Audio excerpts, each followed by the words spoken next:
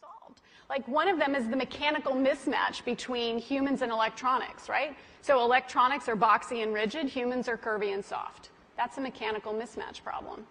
Well, a researcher at the University of Illinois, his name is Dr. Rogers, what he discovered is that he could use standard CMOS techniques to make islands of high-performance silicon connected by accordion-like structures that would allow it to stretch up to 200% and still be performing.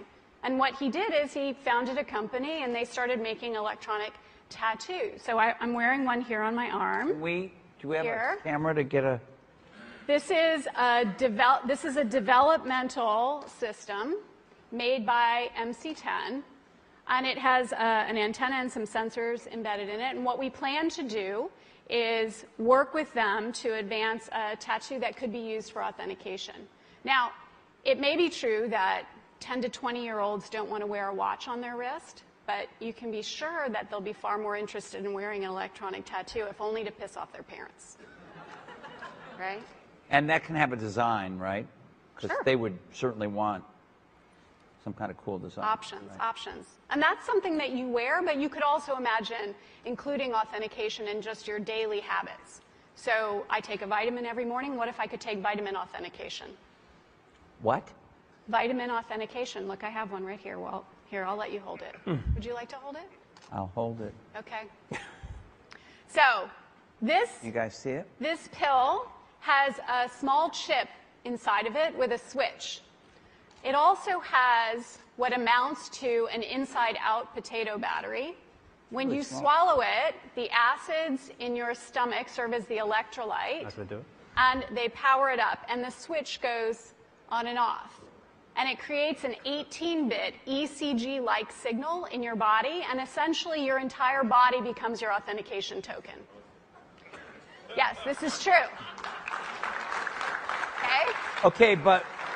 Okay, so wait. So it's really true. So what this means is that becomes my first superpower. I really want this superpower.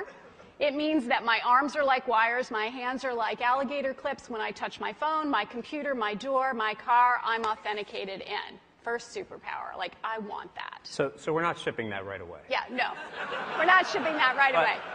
But it But sounds like... this is FDA cleared? So here's the thing. This is not science fiction. This pill was actually made by a company called Proteus, and they've developed it for medical applications. That pill has been CE stamped and cleared by the FDA. You can take 30 of those per day for the rest of your life. And then what happens? Does your heart Nothing. beat change? Does your... We can just tell that you- you've taken the pill. I mean, the medical Yeah. application... Does Google now know everything I do? The world is on the verge of global change. The speed of data transmission has increased by multiples of millions. The rate of globally significant events and that of discoveries and crises is growing exponentially. Our civilization is like an uncaptained ship sailing on rough seas with neither chart nor compass, all the while moving faster and faster. The time we have to make the right decisions is shorter and shorter. We are facing the choice to fall into a new dark age, into affliction and degradation, or to find a new model for human development and create not simply a new civilization, but a new mankind. Historic crises show that to break the deadlock, we need technological revolution. It is clear that today's revolution will also require the deepest social transformation. The world's community and leaders should encourage mankind, instead of wasting resources on solving momentary problems, to focus on the technologies of the future: nanotechnology, biotechnology, information technology, cognitive technology, genetics and robotics. Doing so will allow us to find new sources of energy, create fundamentally new architecture and transportation, allow unprecedented developments of human cognitive abilities, refine artificial intelligences and brain-computer interfaces, simulate complex systems, create humanoid robots and cyborgs, and with the help of nanorobots, we may develop manageable matter. Find ways to transfer one's personality to an artificial carrier. Yet what we need is not just another technological revolution, but a new civilizational paradigm. We need new philosophy and ideology, new ethics, new culture and new psychology, and even new metaphysics. We must reset our limits, go beyond ourselves, beyond the Earth, and beyond the solar system. This is an adequate response to the challenges of our time.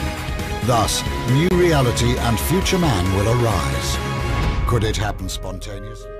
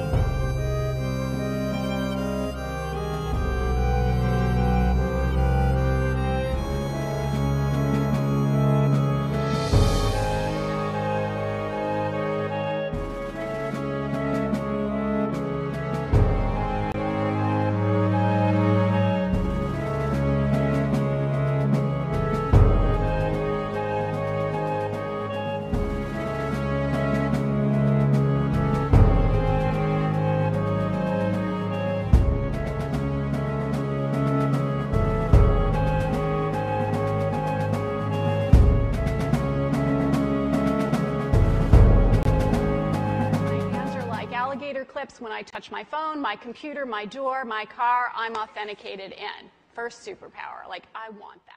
But, you know, the whole move of these implants, there are a couple of stupid companies like the Verichip Corporation, with all its various names, that come out and say, oh, well, we want to sell this as a product. I don't think it's going to happen that way. People don't want an ID microchip. But if you turn around and instead say, you'll be able to listen to music and access Facebook and you know, get your email through this little implant, you're going to have a stampede of people wanting to do it. Because